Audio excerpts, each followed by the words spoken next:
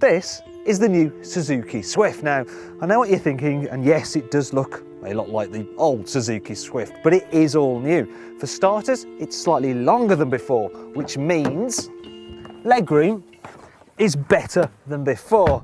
I mean, if you look, it's not bad really, is it, for a Super Mini? And by keeping the boxy design, headroom, it's as good as ever.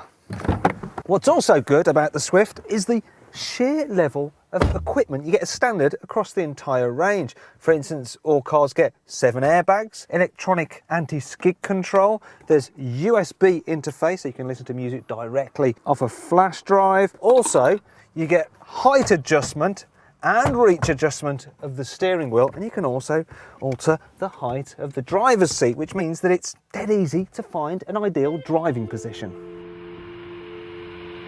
The Suzuki Swift is pretty good to drive in town. I mean, the gear shift, the steering, and the major controls, they're all nice and light. And because it's got a boxy shape, you instinctively know where the corners of the car are, which makes it very easy to slot through gaps in traffic. Also, the Swift, a bit like the original Mini, has that kind of wheel at each corner stance with very little overhang, and that gives it sort of like go-kart handling. That means when you get out of the urban environment and onto a twisty road such as this, well, it's actually quite a bit of fun. I mean, it goes around corners really, really well. However, there is a trade-off for that nimble handling, and that brings me on to the Swift's downsides, because the suspension can feel a little bit firm, and it means that ultimately it's not quite as comfy as, say, a Hyundai i20. In fact, you get quite a lot of tyre noise and wind noise as well when you're going at motorway speeds. I mean, I reckon part of the problem is the fact that there's so much hard, brittle plastic that the noise kind of just reverberates around the cabin.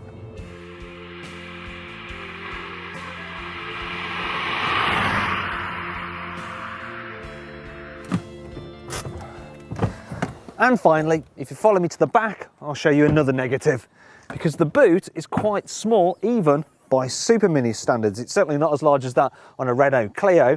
And when you fold the rear seats down, you'll notice there's this massive lip, which could prove a bit of a pain if you're trying to carry larger items.